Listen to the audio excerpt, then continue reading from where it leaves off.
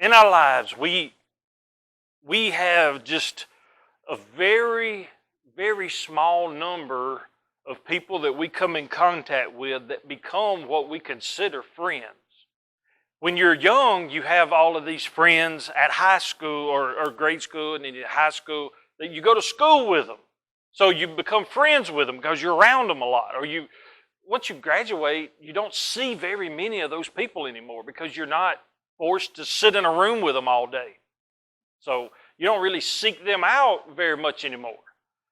When you get older, your main friends are the people that you have social interactions with, people that you work with, people you go to church with, or maybe people that you're friends with online. How many people do you have in your life that are that friend? The one you can call on at any time. The one that can be depended on. The one that when they say they're going to do something, you can bank on it. That is the kind of friend that we all need, that we all want, and that's also the kind of friend that we can all be. Okay? And that's what I think we're going to glean from this passage out of Proverbs 27 tonight. It's the first 17 verses. And it starts off with this. Do not boast about tomorrow because you don't know what a day may bring. Right? And y'all, we have heard this so often about seize the day. If you're going to do something, don't put it off because you may not have time to do it again. This may be your only shot to do something. This may be your only chance to do something. Do you know that if you see somebody and you got a choice, do I be nice to them or do I ignore them? That may be your only shot to ever be nice to that person their whole life. You may never get another chance. We never know about tomorrow and what's going to happen tomorrow. But today you're alive. Today is the present. And today you can do stuff. Today you can make those decisions to make somebody happy, to be that friend, to tell the truth. Hold on now. Let me get settled. We're going to go through these 17 verses here. I'm going to try to explain them as good as possible. Okay? Verse number 2 says, let another praise you and not your own mouth. Someone else and not your own lips. Like Brother Eddie always said, don't salt your own beans, right? Do people really need to hear you bragging on yourself? Because who is that bringing praise to? That's what he's talking about here. Let somebody else praise you. You don't need to praise yourself. Let an outsider do it. You don't need to do it. He says in verse 3, stone is heavy and sand a burden. King James says that sand is heavy also. But provocation by a fool is heavier than both. You think how heavy a 100-pound rock is. That's 100 pounds. 100 pounds of sand, that's 100 pounds. That's heavy. How much does a fool provoking you weigh?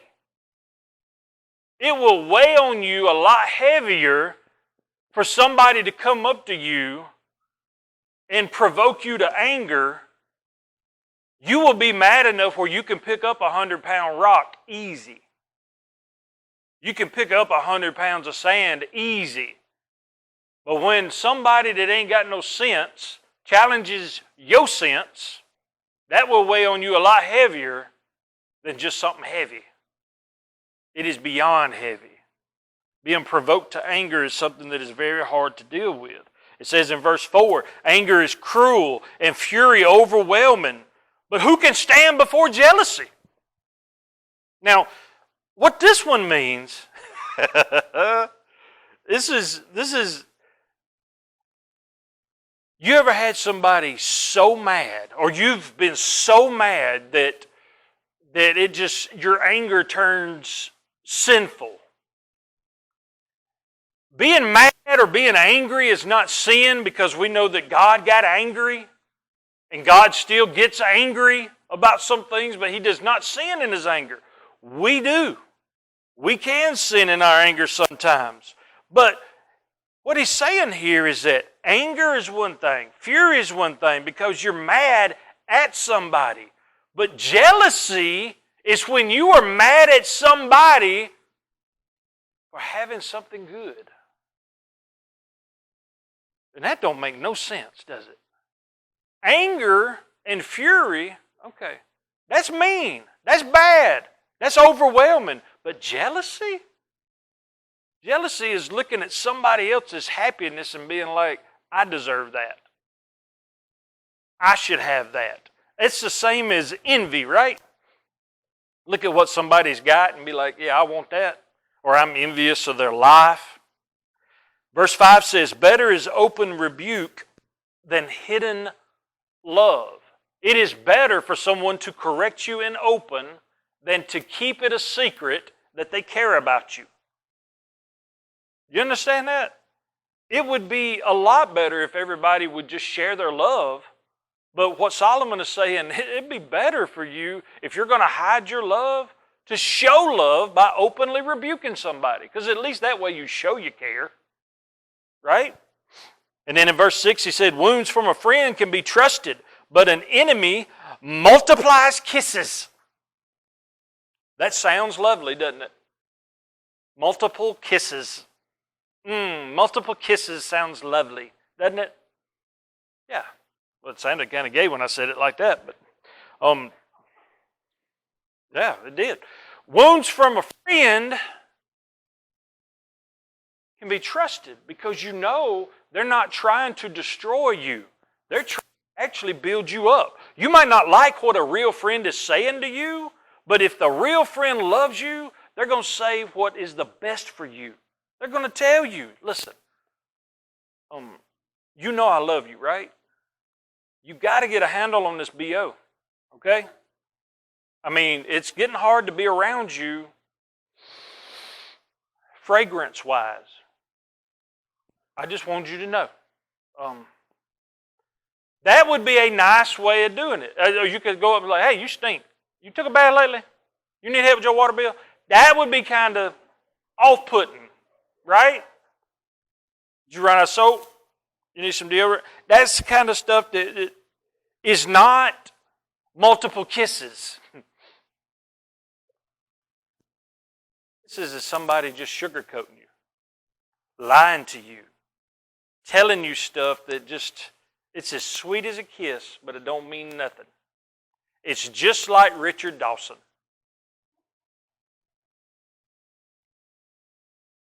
If y'all don't know Richard Dawson, look him up. He kissed every woman. Every woman. You know why we don't watch The Bachelor? We tried to watch The Bachelor when it first come out, and it was like, oh, romance, that's sweet. And then he went out with a different girl the second day. And I'm like, what? And they just kiss, like different folks. And I'm like, this don't seem real. This ain't right. It's like multiple kisses. Don't mean nothing. Don't mean nothing. Anyway, he goes on to say in verse number 7, he who is full loathes honey, but to the hungry even what is bitter tastes sweet. And what this simply means is that if you are full and satisfied with where you are in your life, there is nothing sweet going to come along that's going to entice you. Okay? But to the hungry, the people that are starving for love and attention and affection, and it could be anything that is unholy because it is represented by bitterness, that tastes sweet to somebody that is hungry, somebody that is wanting, and yet they can't get the right thing. How many folks has got a God-shaped hole in their heart and they try to plug it up with everything but God? They're hungry. Even the bitter stuff tastes sweet because they're putting something in it. Solomon's like, you don't got to do that. You can get to the point where you're so full that even honey's not sweet to you anymore. That sounds like a pretty good thing, right? It's like a bird, in verse number 8, like a bird that strays from its nest is a man who strays from his home. Now, what's that got to do with honey? Notice he said that about the honey, you are satisfied. You are full, okay? If you are settled, what happens to a bird flying out of its nest during bird hunting season. It's probably going to get eaten. So maybe you should have stayed at home. Is anyone who flees from home? What that means is that if you have made a home, birds, or anybody else, if you have made a home, be dedicated to your home and don't be wandering away from your home. All it is about being faithful. Are you content with where your home is? What is your home? If you are content with that, Solomon is saying, don't fly the nest. Stay there. Dedicate yourself to that, and it will be a good home. I think that's good advice, right? How many of y'all have had your heart broke because somebody didn't come home or somebody just left? You know, that kind of stuff is devastating, because what happens is you start thinking, is like, did they not love me? Did they not care about me? Am I the reason why? Dedicate yourself to your home. You will be blessed. In verse 9 he says, perfume and incense bring joy to the heart, and the pleasantness of one's friend springs from his earnest counsel. Perfume, incense, these are all representations of the balm of Gilead. The incense at the altar, where it was the prayers of the righteous. It was a sweet, pleasing aroma to God, and God was happy about the prayers. So prayer had always been represented by incense, and perfume by that balm. You think about the gifts of perfume that the wise men brought Jesus when he was a baby. And these were embalming oils, and they smelled like death. But it also smells sweet. It brings joy to the heart, because you know of the preservation powers of that balm. It can fix anything. That's what that verse means. Verse number 10, he says, do not forsake your friend and the friend of your father, and do not go to your brother's house when disaster strikes you. Better a neighbor nearby than a brother far away. Ooh, y'all going to love this one. How many of y'all have ever said or thought about a loved one, they don't come around till they need something? This is that verse. This is where that come from. Y'all have heard that, right?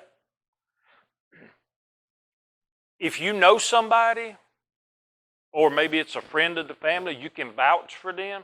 If somebody is trustworthy, don't forsake them. It is hard to find trustworthy people. Amen? It is. It's very hard to find them. And he says, don't go to your relative's house when disaster strikes you. It's better for a nearby neighbor that knows you and sees you constantly, that actually cares about you, to take care of you, than it is for you to call on your relatives when you have not been near. I'm like, okay. Oh, okay. So if you can't, listen now, you can't spend time with them in the good times, you think they want to see you in the bad? And don't nobody want to say that, do they? Well, you ain't got to. The Bible said it. That's what it means. If people would take that to heart, what would result is, okay, calamity has struck. It's probably my fault. I brought this on myself. I'm responsible for this. I need to get out of this. God, how can I get out of this? I need your help. I don't need to go crying to mama. I need to go crying to God. That is how we learn responsibility. I made this mess. Now I need to get the paper towels and clean up this mess. God, help me to learn to not spill this thing again. That's what happens. And you don't have to be dependent on your mom and your daddy your whole life. Okay? Be a good neighbor. State Farm is there. Verse number 11 says, be wise, my son, and bring joy to my heart. Then I can answer anyone who treats me with contempt. Do you know what this means? How many of us can, if somebody's talking bad about us, we can point at our kid and be like, look what I did. Look what I did. Look at my kid. Now what? That's what he's talking about here. So Solomon's like, son, please be wise and bring joy to my heart. Basically, so I can be proud of you. and give me something to be proud of. Solomon was probably the most wise earthly father that the world has ever seen. You can imagine, we just have a little snip of the wisdom and the advice that he was trying to impart. Could you imagine what it was like living, and that was your daddy? I mean, you're talking about like getting some advice. It's like Yoda sitting there or something, you know. I mean, beyond Yoda, it's Solomon. And he's giving you advice. So be wise, son, so that when people try to talk bad about me, I can point at you to show how good I've done a job raising you. Can your mom and daddy point at you and say, "Ooh, look at my kid. Look at how awesome they are. I'm proud of them. They've done a good job." Well, you can change all of that today. You can straighten it out. You can change it, and for the rest of your life, you can be wise. You can bring joy to your parents. You can make them proud. All right. Verse 12, hey, we got 5 more to go. The prudent see danger. Y'all, prudent is somebody that's got sense. When you see danger, do you avoid that danger? Yeah. Because you're prudent. You've seen that jumping in the shark tank with the shark, you're probably going to get eaten. I saw Ace Ventura. I saw it. He thought there was a dolphin in there. And he fell in, but it was no dolphin. It was not Snowflake, okay? It was a shark. And that shark just tore him up. Y'all remember? He came out of the bathroom all disheveled. His clothes was all wet and ripped. And he was like, "Woo, don't go in there." It was a shark attack. I promise you this, if I see a tank marked shark and I see a shark, I'm not getting in the shark tank. I don't care if Mark Cuban's in it or not. I'm not getting in it. That's a shark tank. Stay out of it. If you see danger, what you going to do? Do you think Thelma and Louise was like, "Hey, I wonder where this road goes"? No, they knew what they was doing, didn't they? It wasn't an accident. They were prudent. They knew what was going to happen. So they just held hands and they drove that car to nowhere. Or the bottom of the canyon. The prudent see danger and take refuge. The simple drive off the cliff. They're like, "I don't see what's the problem here." You can avoid a lot of trouble by just avoiding it. I've been telling my kids that for years. It makes sense. Just avoid it. And that's the only way that you're guaranteed to avoid it. Just stay away from it.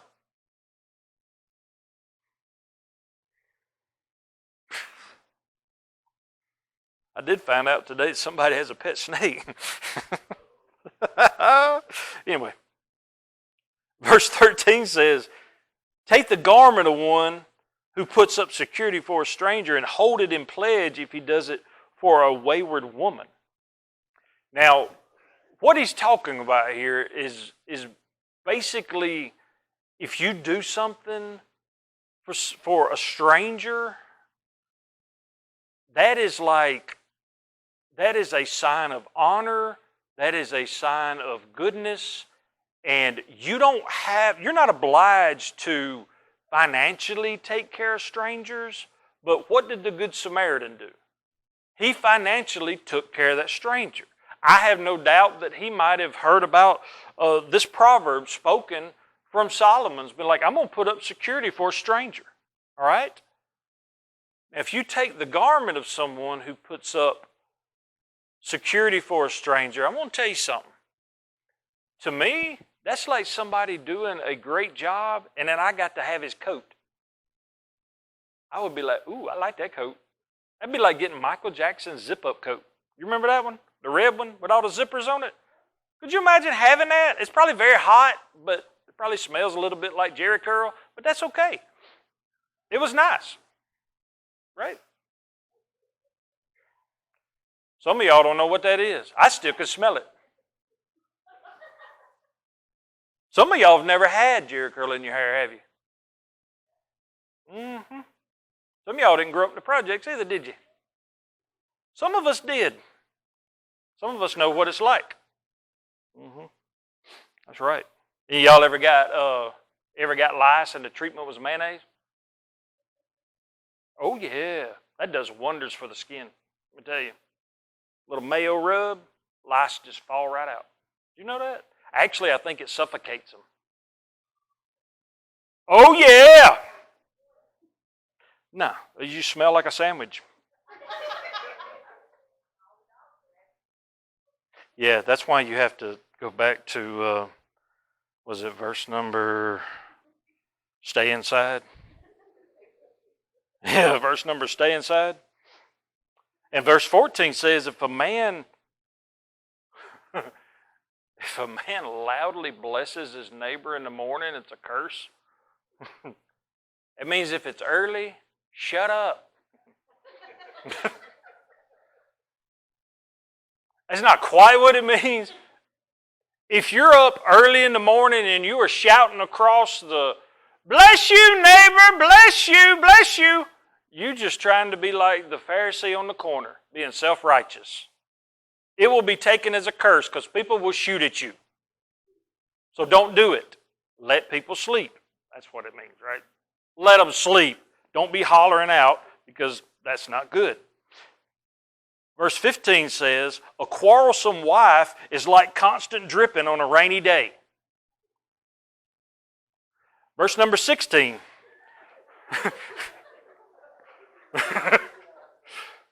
It says, restraining her is like restraining the wind or grasping oil with the hand.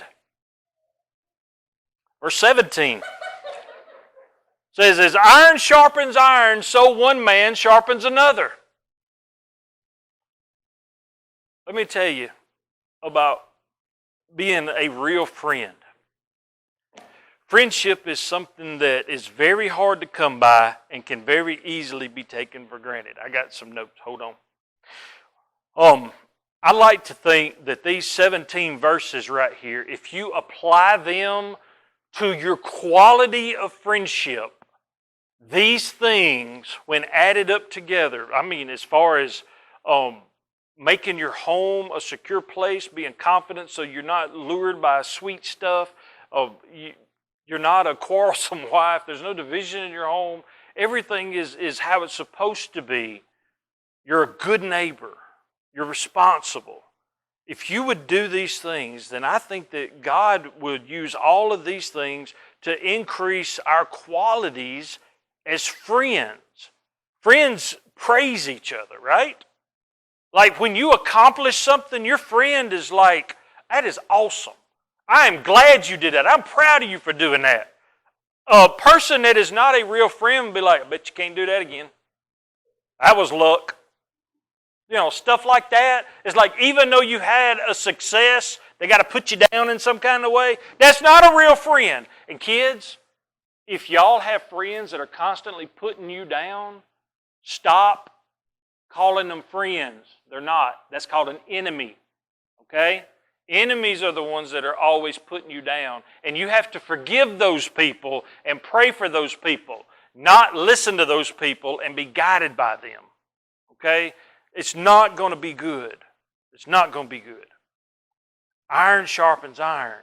Do you know that that's one of the best ways to sharpen a piece of iron is to take another piece of iron? It's kind of raspy, like a chainsaw stick, you know, and you be rubbing that chainsaw down, iron sharpening iron. Let me tell you something. There ain't no better feeling than cranking up a chainsaw and that blade is sharp. There ain't no worse feeling than cranking up that chainsaw and it's dull. Because all you're going to smell is burning wood, and your back is going to break, and you're going to probably start speaking French. And there's just no sense in it. Iron sharpens iron, right? So what that means is that it takes something hard, as hard-headed as you are, in order to get something across to you sometimes. That's what that verse means. It means sometimes you need to be the most hard-headed friend that person has because they are wayward and you need to bring them back. I think that's called rescuing. When somebody is in trouble or they're drowning or they're in over their head and you help them out of that situation, that's rescuing them, right? That's saving somebody. That's what friendship is. Friendship is not just telling you what you want to hear. Friendship is not just, boasting each other up with lies and having somebody to just have like a big circle of griping. That's not friendship that God designed for us to have. That's just called a clique or a gang or a cult or something bad, all right? What if you had a gang cult or a cult gang? That would be bad, wouldn't it? Is that a thing? A cult gang?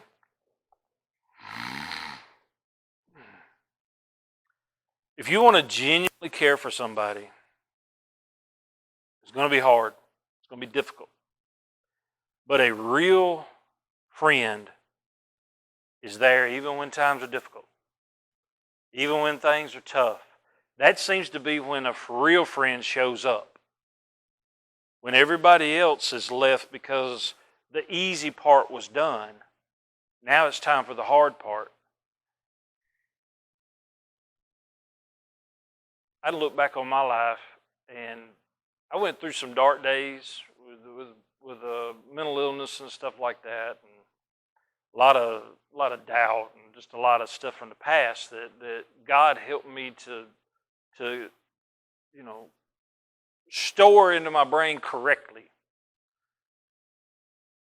Through it all, there was a few people in my life, but I'm talking about my wife here, my best friend since we were teenagers.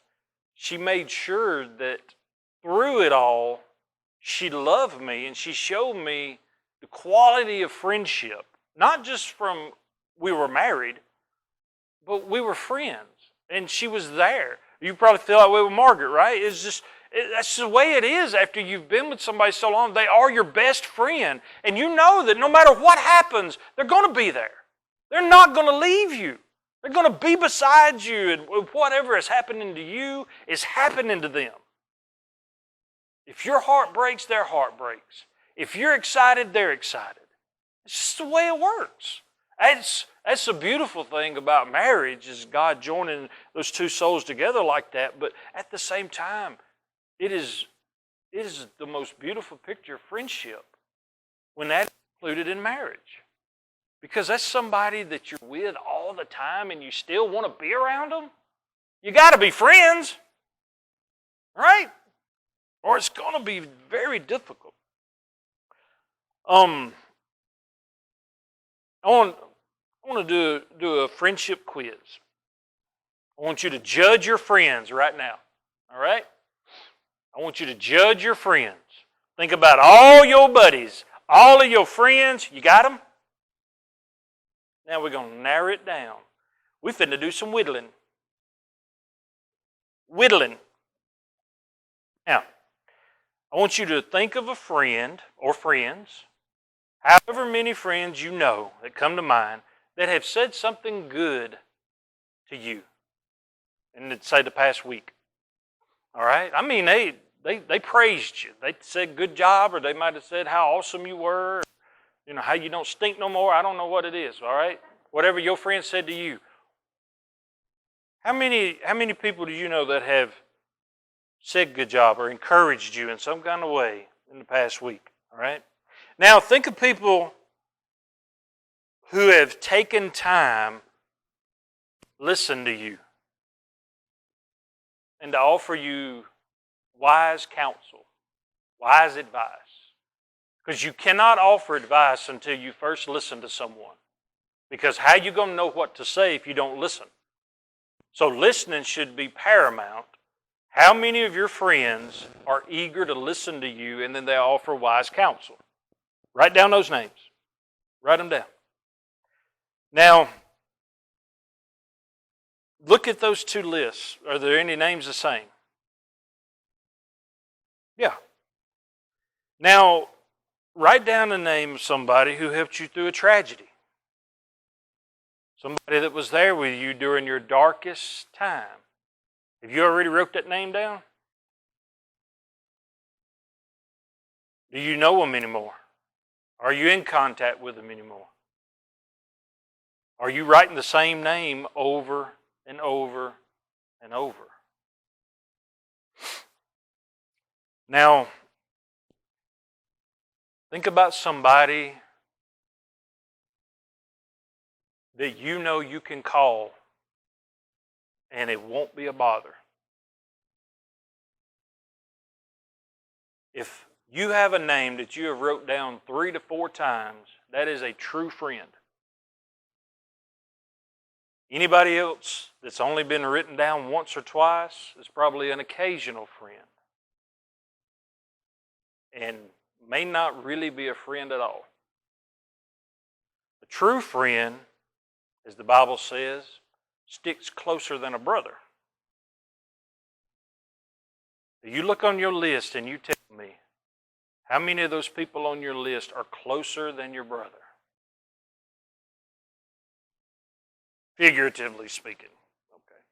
Because that should be like close. Siblings.